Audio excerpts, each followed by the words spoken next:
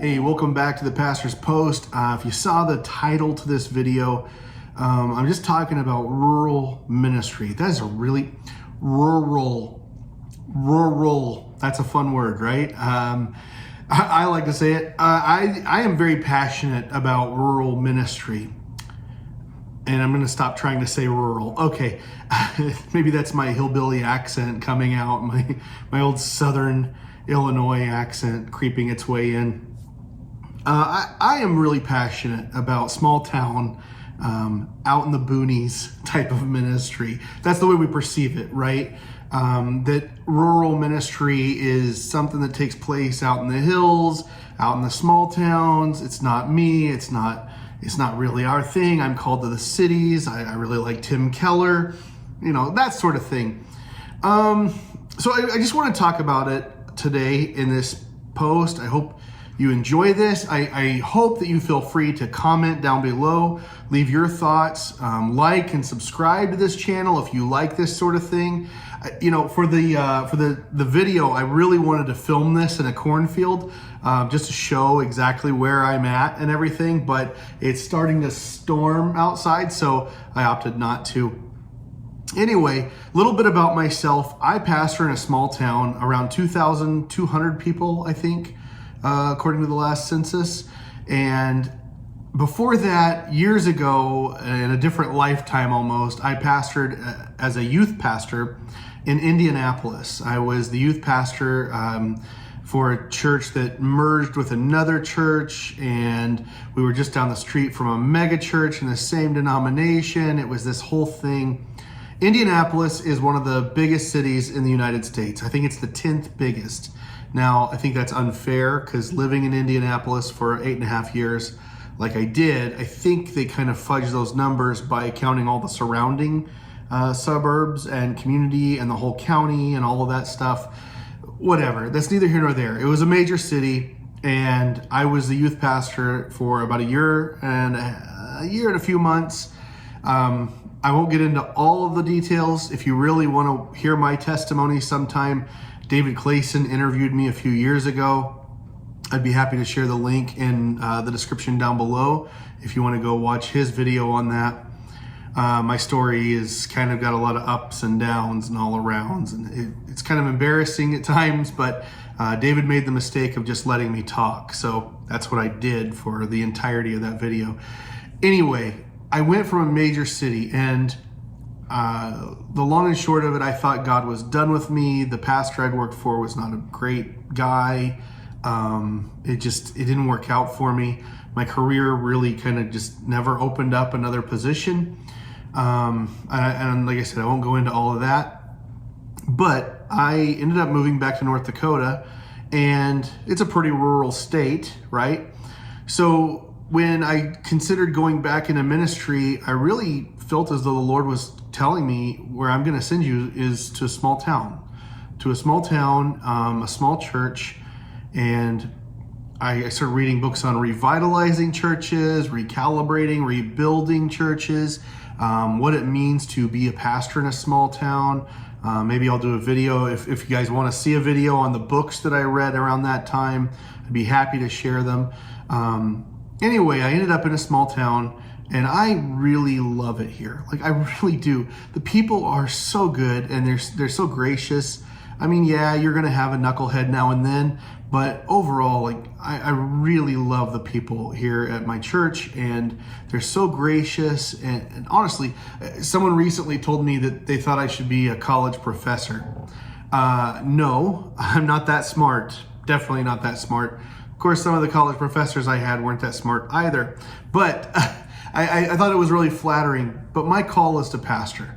If I ever did get a master's degree or a doctorate or something, I would definitely do it only for the sole purpose of being a better pastor here in Lisbon, North Dakota.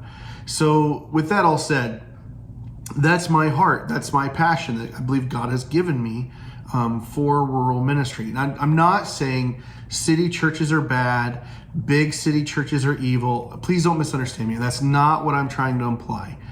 I do think rural ministry, farm town ministry gets forgotten quite a bit. Those little factory towns, they get forgotten, they get neglected. They're a lot of times in ministry, what we see is they're treated like stepping stones more than flocks that need to be shepherded. Shepherded. Anyway, man, English is hard for me today. What really we see is when these smaller churches have trouble keeping a pastor because they keep looking for the next best thing. There's no longevity. There's no long-term vision.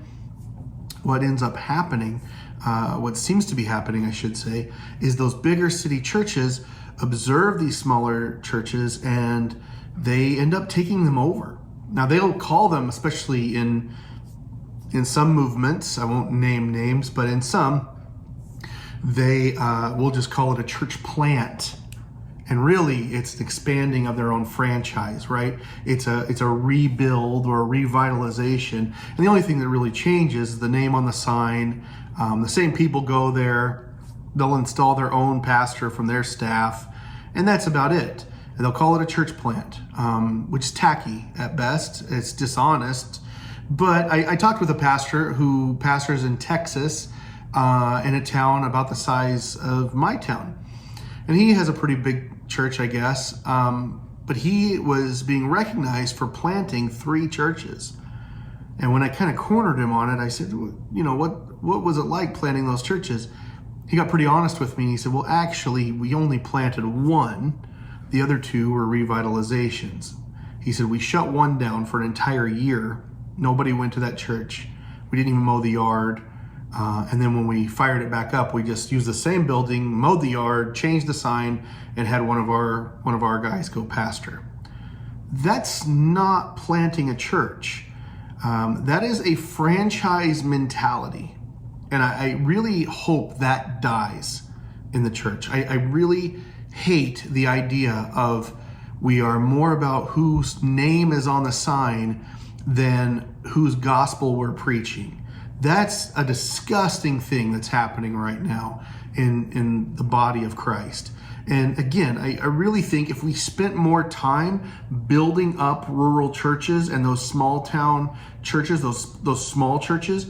One of the books I read was by Carl Vaders, and I don't remember, I think it was Small Church Essentials, something like that. He talks about the mentality when you, as a pastor, when you go to some of these conferences, it's almost like you're browbeaten or thought of as less than because you don't have a church of 300, 400, 500, whatever. And I think that needs to die. I really do. Church growth, we don't look at the dynamics. We don't look at the numbers the way we ought to. I think of Moneyball, if you're familiar with that movie or the book. Billy Beane and the Oakland A's, they changed baseball. I mean, the Chicago Cubs, the Boston Red Sox, the Houston Astros have all taken their formula, and you can argue sabermetrics ruined baseball. That's not the point of this video. But they looked at the right data to start building their teams.